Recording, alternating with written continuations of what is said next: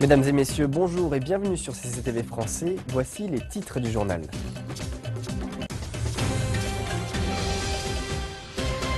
Au Forum de la coopération sino-africaine, le président chinois appelle à une nouvelle ère de coopération. La fusillade de San Bernardino en Californie serait, selon les enquêteurs, d'origine terroriste.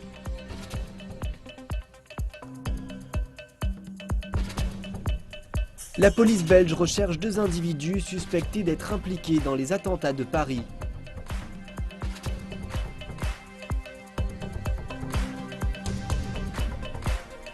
L'attaque d'une boîte de nuit de la capitale égyptienne serait une vengeance de clients ayant été refoulés à l'entrée.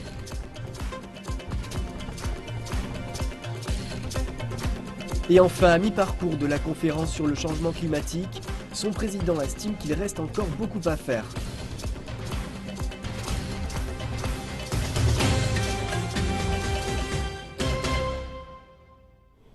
Le président chinois Xi Jinping a proposé l'amélioration des relations bilatérales sino-africaines sous la forme d'un partenariat stratégique coopératif.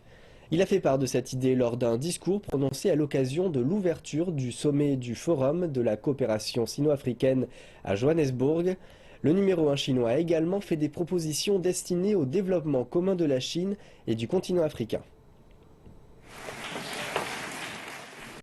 Cette visite souligne le programme chinois à long terme sur le continent africain.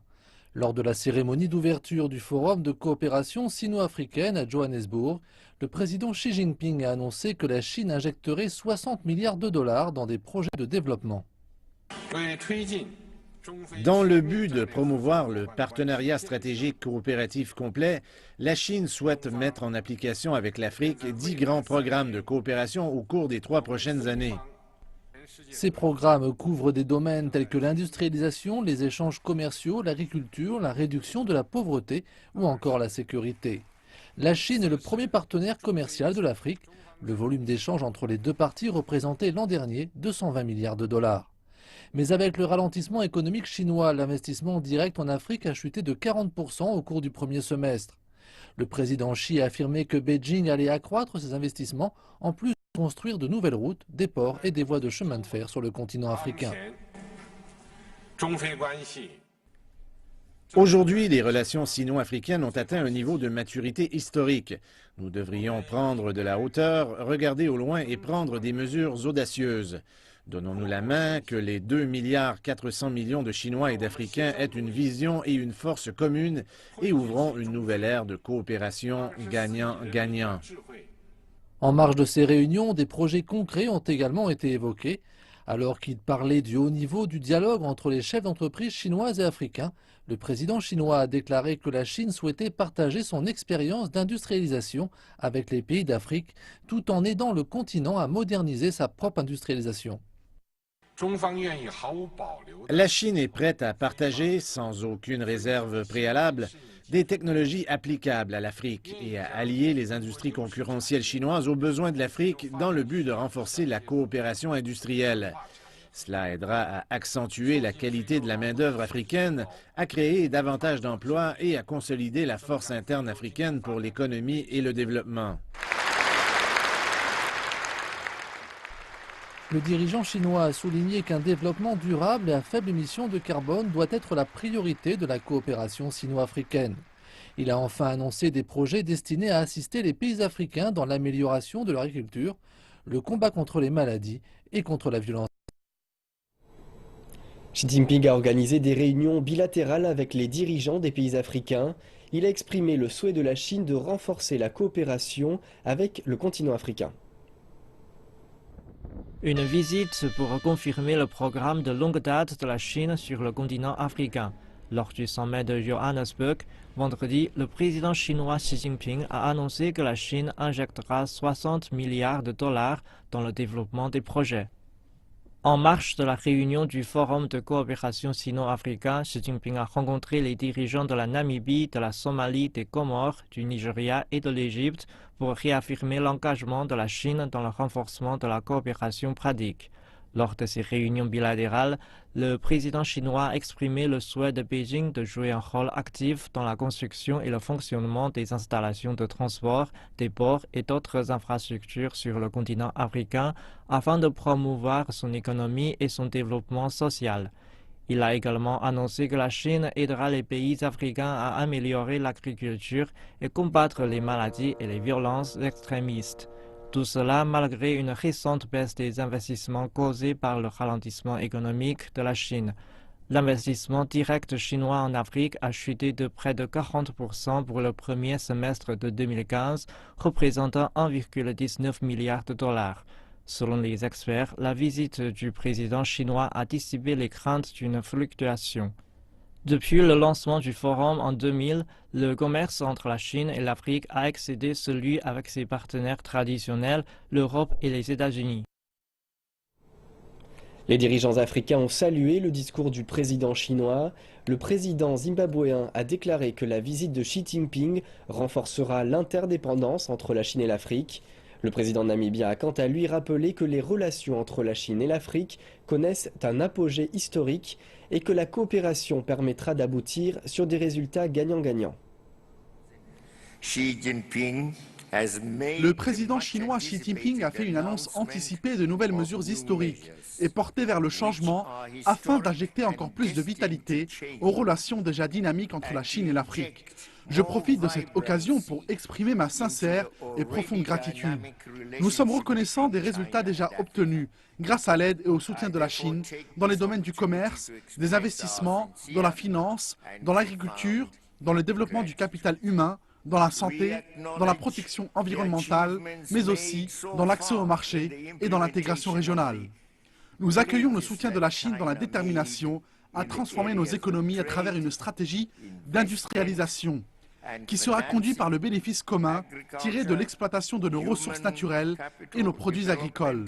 Par ailleurs, nous apprécions profondément la volonté et la réactivité de la Chine pour continuer à être un partenaire clé dans le développement de nos infrastructures au niveau national, régional, mais aussi au niveau de tout le continent. Impressionné de voir le président chinois en Afrique. Son discours est unique. Il s'agit d'un discours venant d'un ami sincère de l'Afrique.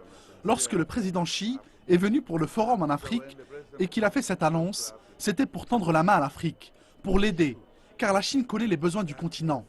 Le président a formulé des offres généreuses et nous discutions au niveau bilatéral de la manière de permettre à la Namibie d'en tirer profit.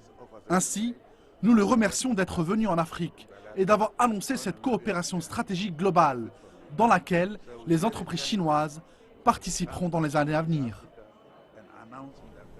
Le Kenya bénéficie d'un climat tropical humide et chaud toute l'année. L'agriculture y joue un rôle important dans l'économie. La Chine, via son Institut Confucius, propose des formations destinées à apporter de nouvelles techniques agricoles aux fermiers kenyans. Le généreux climat du Kenya n'est pas seulement bénéfique à son secteur touristique, mais également à son agriculture. Au moins un tiers des roses du marché mondial des fleurs vient de ce pays. C'est pourquoi l'horticulture est si importante pour l'économie kenyane. C'est aussi pourquoi Daniel a choisi de poursuivre ses études en agriculture 3 ans après avoir obtenu sa licence dans ce même domaine. Daniel est né dans une famille de fermiers. Il affirme que sa famille et son pays ont besoin de technologies agricoles avancées.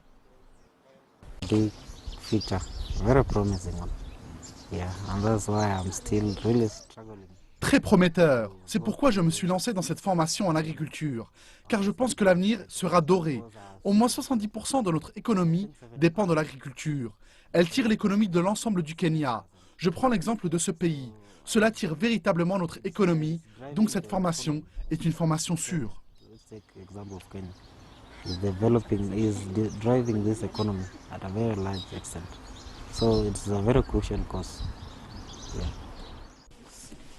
Daniel est l'un des meilleurs étudiants du professeur Liu Gaochong, qui vit au Kenya depuis une vingtaine d'années.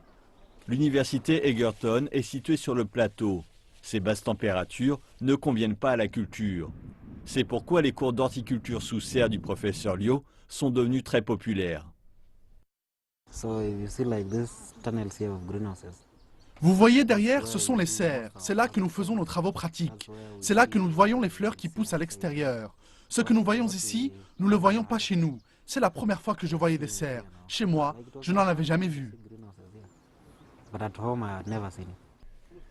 La sériculture est l'une des nombreuses choses que les étudiants locaux peuvent apprendre à l'Institut Confucius. De fait, l'Institut est en quelque sorte devenu un centre de technologie agricole dans la zone. Cette technologie est utilisée dans tout le Kenya.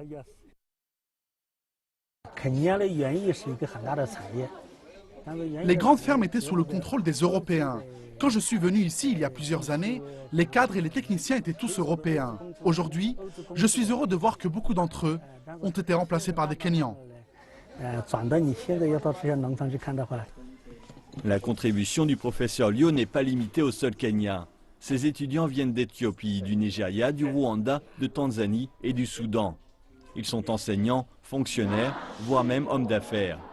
La formation agricole est devenue l'une des spécialités de l'Institut Confucius Egerton, qui offre à ses étudiants un accès à la culture chinoise et des techniques concrètes. Et nous continuons cette édition avec les derniers développements de la fusillade en Californie, avec notamment une première photo de la tireuse Tashin Malik, qui a été obtenue par la chaîne ABC News. Selon l'enquête du FBI, le massacre est en réalité un acte terroriste. Pour le moment, le couple de meurtriers semble n'être lié à aucune cellule terroriste. L'attaque brutale et mortelle à San Bernardino, en Californie, ressemble à une affaire de terrorisme. Il s'agit à présent d'une enquête fédérale sur le terrorisme par le FBI. L'enquête indique une radicalisation des tueurs et une potentielle source d'inspiration des organisations étrangères de terrorisme. Selon les représentants fédéraux, Tashin Malik, 27 ans, femme de l'équipe Mari-Femme, a tué 14 personnes dans un centre de services sociaux mercredi, prêtant allégeance au chef de l'État islamique sur Facebook au moment de l'attaque. En ce moment précis, les représentants pensent que Malik et son mari Sayed Farouk ne font pas partie d'une cellule terroriste. Ils pensent qu'ils se sont radicalisés tout seuls et qu'ils se sont inspirés d'organisations terroristes pour commettre des meurtres en masse. On a retrouvé des téléphones cassés dans la maison du couple à Redlands, ainsi que des armes, des munitions, des bombes et des outils pour fabriquer des bombes. Les enquêteurs espèrent trouver des indices à ce mystère grâce aux appareils endommagés. Nous avons récupéré ces téléphones et nous continuons d'exploiter les données de ces téléphones. Nous espérons que les empreintes digitales laissées par ces deux individus nous mèneront à leur motivation. Vendredi, la maison de Farouk et de Malik est devenue un circuit surréel de la presse lorsque le propriétaire a pu entrer sur les lieux. Sans barricade et sans la présence des policiers, un groupe de journalistes a eu un accès libre à la maison. Le lieu a été fouillé par les autorités qui ont tout laissé sur place, comme des objets pour nourrissons et des photos de littérature islamique et des documents déchiquetés. Les habitants de la résidence sont sous le choc. J'avais l'habitude de voir l'homme réparer sa voiture tous les jours. Je ne pensais à rien. Je suis très étonnée, vraiment très étonnée. Nous pensons à Los Angeles, au comté d'Orange, à New York. Mais ici, nous sommes dans notre petite charmante ville universitaire. La police belge recherche de nouveaux individus suspectés de complicité avec Salah Abdeslam, le fugitif impliqué dans les attentats de Paris. Les enquêteurs ont précisé que les deux hommes qui auraient aidé Salah Abdeslam à rejoindre la Hongrie en septembre étaient armés et dangereux. La Belgique a demandé à la population d'être vigilante afin d'identifier et de localiser les individus concernés. Le 9 septembre, Abdeslam avait été contrôlé au volant d'une Mercedes accompagné de deux hommes à la frontière entre l'Autriche et la Hongrie. Ses complices utilisaient de fausses cartes d'identité belges portant les noms de Samir Bouzid et Soufiane Kayal. Les procureurs fédéraux ont rapporté que la carte d'identité au nom de Soufiane Kayal avait été utilisée pour louer une maison dans la ville belge d'Ovlé en novembre. L'autre carte, au nom de Samir Bouzid, a quant à elle été utilisée 4 jours après les attaques terroristes afin de transférer de l'argent à Asna Aït-Boulassen via Western Union depuis Bruxelles. Asna Aït-Boulassen a été tué quelques jours plus tard lors du raid policier qui s'est déroulé à Saint-Denis le 18 novembre. Dans la foulée des attaques terroristes de Paris, l'Union européenne se rapproche de l'adoption d'une entente qui permettrait l'échange d'informations sur les passagers, malgré les réticences du Parlement européen en matière de protection de la vie privée. Après plusieurs années de disputes entre certains pays de l'Union européenne et le Parlement européen, c'est la récente intensification de la menace d'attaque terroriste qui a encouragé l'adoption d'un accord vendredi. L'accord devrait permettre de colliger et de partager des données sur les passagers de compagnies aériennes qu'on appelle aussi le PNR. C'est important que nous ayons le PNR. La France est mobilisée maintenant depuis de nombreux mois pour que nous ayons cet outil qui est indispensable dans la lutte contre le terrorisme, parce que les terroristes empruntent les vols intra-européens. Si la législation passe le vote final devant le Parlement européen, des informations sur les passagers seraient disponibles pour les agences des forces de l'ordre pendant 6 mois et stockées pendant 4 ans et demi supplémentaires, selon des règles strictes. Avec près de 900 000 réfugiés et migrants qui sont arrivés en Europe jusqu'ici cette année, la sécurité était déjà une grande préoccupation. C'est maintenant une priorité absolue à la suite des attaques de Paris organisées par des extrémistes qui ont réussi à voyager librement dans l'ensemble de l'Union européenne. Les ministres ont aussi consenti à renforcer les capacités d'intervention de l'agence de police de l'Union européenne, Europol, qui ouvrira un centre européen contre le terrorisme en janvier. Mais l'adoption de cet accord suit de près un référendum au Danemark où les électeurs ont rejeté une plus grande intégration des politiques d'immigration de l'Union européenne. Cette décision aura probablement comme conséquence que le pays perdra son accès aux ressources d'Europol. D'une certaine manière, c'est triste pour le Danemark. Je sais à quel point le Danemark s'est efforcé pendant des années à combattre le terrorisme. J'ai travaillé avec eux de très près et j'aurais souhaité qu'ils soient encore plus impliqués dans notre travail collectif. Mais c'est la décision du peuple, je ne peux rien dire de plus. Les ministres de l'Intérieur et de la Justice des 28 pays membres de l'Union européenne vont aussi discuter de l'avenir de l'espace Schengen. Les contrôles des passeports provisoires ont été réintroduits aux frontières de plusieurs pays européens cette année. Il y a plusieurs préoccupations que le programme, qui est une pierre angulaire du libre-échange dans l'ensemble de la zone, pourrait, en fin de compte, s'effondrer si les frontières externes de l'Union européenne ne sont pas mieux protégées. En Égypte, de nouvelles informations ont émergé suite à la mort d'au moins 16 personnes dans une boîte de nuit du Caire. À l'origine, on suspectait cette tuerie d'être une attaque terroriste, mais des rapports indiquent à présent que l'incendie serait dû à un différend qui aurait dégénéré. Reportage. La nuit a été agitée au Caire. Selon des témoins, des hommes cagoulés juchés sur des motos auraient jeté des cocktails Molotov contre la porte d'entrée de la boîte de nuit Al-Sayad. L'attaque s'est déroulée à environ 7 h du matin. Nous avons entendu une forte explosion et Molotov avait été jeté. Ensuite, l'endroit a pris feu. Nous étions garés de l'autre côté de la rue, mais quand nous avons finalement réussi à entrer, nous avons vu que la plupart des gens étaient déjà morts.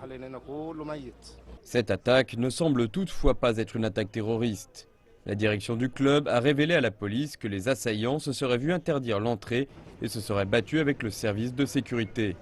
Ils seraient revenus sur les lieux plus tard pour exercer leur vengeance. Comme nous pouvons le constater, l'entrée est très étroite. Quand l'incendie a éclaté, il a empêché les personnes piégées à l'intérieur de sortir de cette pièce, ce qui explique le grand nombre de victimes asphyxiées par la fumée. La boîte de nuit manquait également de matériel d'urgence tel que des extincteurs et des sorties de secours. Comme le montre cette vidéo, des passants ont essayé d'aider mais n'ont rien pu faire.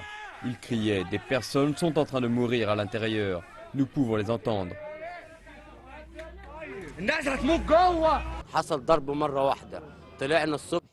L'explosion s'est déroulée tandis que je dormais dans un autre bâtiment.